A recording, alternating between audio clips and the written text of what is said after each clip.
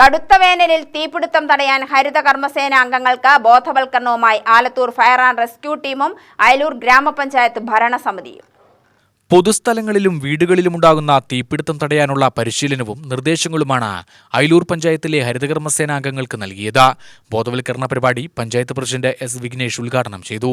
Vice president Regina Chand Muhammad അധ്യക്ഷത വഹിച്ചു. Assistant secretary Mary സ്വാഗതം പറഞ്ഞ പരിപാടിയിൽ ആലത്തൂർ ഫയർ ആൻഡ് റെസ്ക്യൂ ഉദ്യോഗസ്ഥരായ S Sudarshanan, P C Joy, Prabodh എന്നിവർ നിർദ്ദേശങ്ങളും പരിശീലനവും നൽകി. ഷോർട്ട് സർക്യൂട്ടിലൂടെ ചെറിയ തീപ്പൊരി വരും, പിന്നീട് അത് കത്തി പിടിച്ച് ചൂടാവും അല്ലേ? ചൂട് എന്തായാലും വേണം.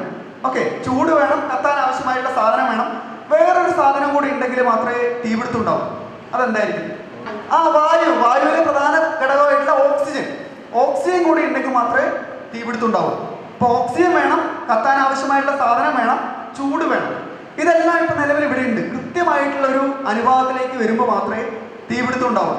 അപ്പൊ തീനെ നമുക്ക് ഒഴിവാക്കാനായിട്ട് വളരെ സിമ്പിളാണ്. ഇതിലേതെങ്കിലും ഒന്നിനെ എടുത്തു മാറ്റിയാൽ അവിടെ വെച്ച് തീയാണ്. അതിന് ഉദാഹരണം പറയട്ടെ. പക്ഷേ അത് എന്തിനെ മാറ്റണം എന്ന് അറിയാതിരുന്നു കഴിഞ്ഞാൽ അപകടം കൂടും.